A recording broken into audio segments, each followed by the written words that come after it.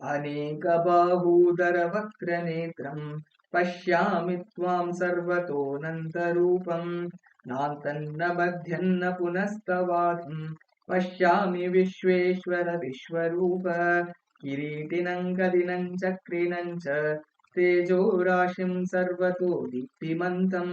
पश्यामि त्वां दुर्निरीक्ष्यं समन्तात् दीप्तानलार्कद्युतिमप्रमेयम् त्वमक्षरं परमं वेदितव्यं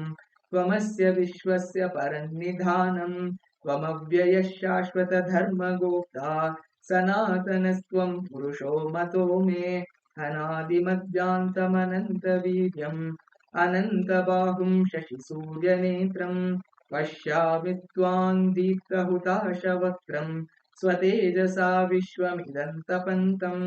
द्यावापृथिव्योरिदमन्तरं हि व्याप्तं त्वयैकेन दिशश्च सर्वाः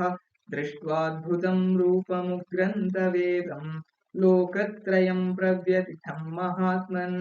अमीहि त्वां सुरसङ्घा विशन्ति केचिद्भीताः प्राञ्जलयो गृह्णन्ति स्वस्तीत्युक्त्वा महर्षिः सिद्धसङ्घाः स्तुवन्ति त्वां स्तुतिभिः पुष्कलाभिः रुद्रादित्या वसवो ये च साध्याः विश्वेश्विनौ मरुतश्चोष्मपाश्च गन्धर्वयक्षासुरसिद्धसङ्घाः वीक्षन्ते त्वां विस्मिताश्चैव सर्वे रूपं महत्ते बहुवक्त्रनेत्रं महाबाहो बहुबाहूरुपादं बहूदरं बहुदंष्ट्राकरालं दृष्ट्वा लोकाः प्रव्यथितास्तथाहं